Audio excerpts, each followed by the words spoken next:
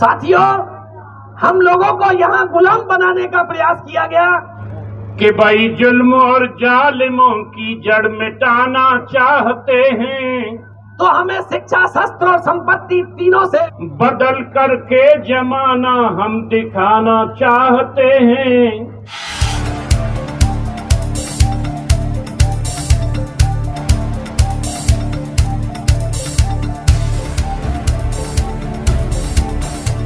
साथियों, हम लोगों को यहाँ गुलाम बनाने का प्रयास किया गया, और जब गुलाम बनाने का प्रयास किया गया तो हमें शिक्षा, शस्त्र और संपत्ति तीनों से बेदखल किया गया। जब जिसके पास शिक्षा नहीं होती, संपत्ति नहीं होती और शस्त्र नहीं होता, तो वो दूसरों का असर हो जाता है और दूसरे के जो गुलाम होते हैं। तो अब आप अपने आप से पूछें, खासतौर पर अनुसूचित जाति में ये दो जातियां तो खासतौर पर ऐसी हैं कि ये ब्राह्मण के पास नहीं जाती कि हमारे बच्चे का नाम क्या होगा।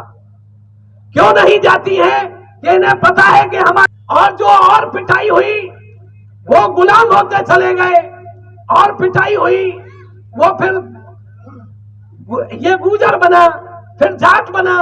ये कोई ब्राह्मण नहीं है, ना ये क्षत्रिय है और ना ही ये ठाकुर है। ये ओबीसी जातियां हैं। ये जैसे जैसे पिटाई होती चली गई, और जब पिटाई होती चली गई तो बहुत सी जातियां ऐसी थी, उनको फिर धोबी बनाया। बहुत पिटाई होने के बाद गुलाम हुए तो उनको धोबी बनाया, और उसके बाद और पिटाई हुई तो फिर उन्होंने उनको जो चमार बनाया और उनको मरे पशु का काम दिया। फिर भी पिटाई होती रही और गुलाम बनने की प्रक्रिया लगी रही, लेकिन वाल्मीकि समाज का व्यक्ति, जो मेहतर जिसे कहते हैं, भंगी समाज का व्यक्ति, वो गुलाम नहीं हुआ। उसने कहा हम तो राजा हैं, हम गुलाम क्यों होंगे, हम गुलाम होने वाले नहीं हैं, हम राजा हैं। वो आज भी उसी स्थिति में है, वो गुलाम नहीं हुआ। तो फिर जब उसको गुलाम किया तो उसे सबसे नीचा काम दिया कि तुम वो तो उठाते हैं गोबर वगैरह, तुम आदमी की टट्टी उठाओगे।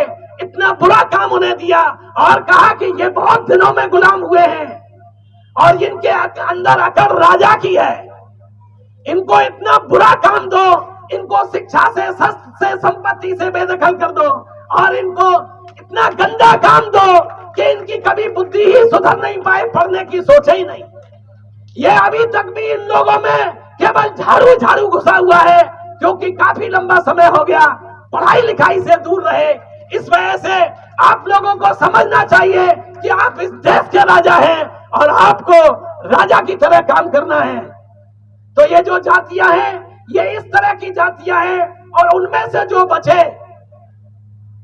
जो भील हैं, उन्होंने गुलामी स्वीकार नहीं की। उन्होंने कहा हम गुलामी स्वीकार नहीं करेंगे।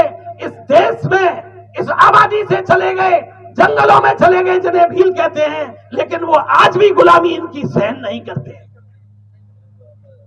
ये आपको समझना होगा।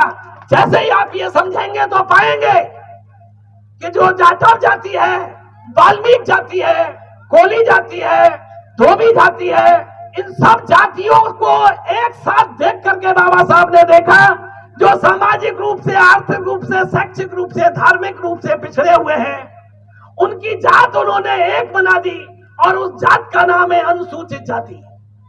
जब अनुसूचित जाति आपको जाति का नाम दिया है, तो आपको भारत के संविधान ने अनुसूचित जाति का नाम दिया है, और उन 6743 जातियों में से बाबा साहब ने इसको 3 जातियों में विभाजित किया। एक अनुसूचित जाति, एक अनुसूचित जनजाति और एक अन्य पिछड़ा वर्ग। तो ये 3 जातियां उन्होंने 6743 को तोड़ करके 3 जातों में विभक्त किया। तो आपके सामने जितनी जातियां हैं, वो अनुसूचित जातियां जितनी भी है, वो आरक्षण भी आप उसी हिसाब से लेते हैं, पढ़ाई भी उसी हिसाब से करते हैं। तो आपकी जो जातियां हैं, उन जातियों में आप विवाह शादियों का जो भी निमंत्रण दें, कम से कम अनुसूचित जातियों को हर हालत में हमें निमंत्रण देना चाहिए। और अगर इस तरह से निमंत्रण देंगे और आपस में आएंगे जाएंगे, एक दूसरे के साथ खाएंगे और एक दूसरे के घर में जाकर खाएंगे, तो निश्चित रूप से आपका प्यार प्रेम बनेगा और इससे आपकी मजबूती होगी और अगर ये मजबूती होती है तो ये समाज मजबूत होता है, और सामाजिक रूप से आप अगर मजबूत हो जाते हैं तो राजनीतिक तरीके से कोई आपको दूर नहीं कर सकता। क्योंकि बात तो बहुत है, लेकिन अब समय भी काफी हुआ है।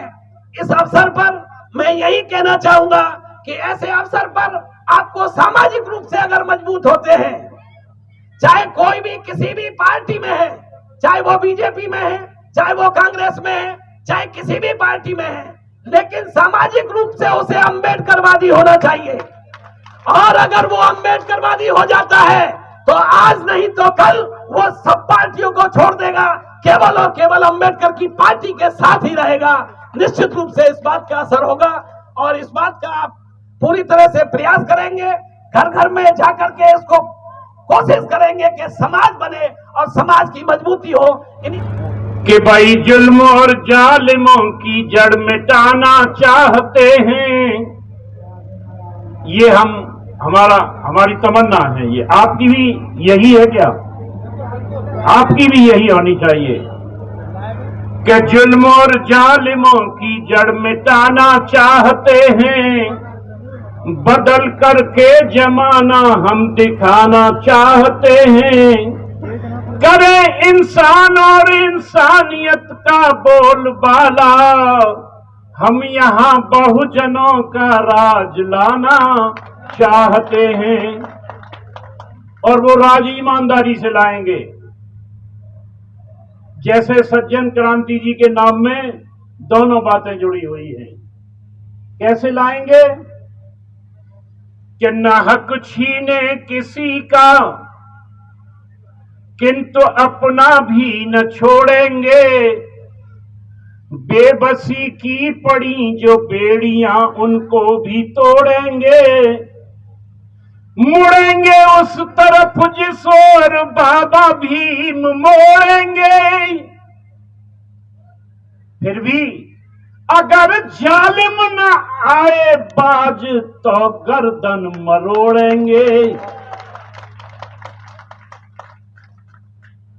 हमें मजबूत संगठन बनाने की तमन्ना है, और वो काम होगा कैसे? संगठन से। हमें मजबूत संगठन बनाने की तमन्ना है, सिसकते लोकतंत्र को बचाने की तमन्ना है। जैसे लोग कहते हैं कि वोट तो डाला था लेकिन पता नहीं चला कहां गया। चर्चा है कि नहीं? तो ये लोकतंत्र का गला घुट रहा है। इसलिए हमें मजबूत संगठन बनाने की तमन्ना है, सिसकते लोकतंत्र को बचाने की तमन्ना है, सांप और नागनाथों को मिटाने की तमन्ना है, हमें या भीम के सपनों का देश बनाने की तमन्ना है।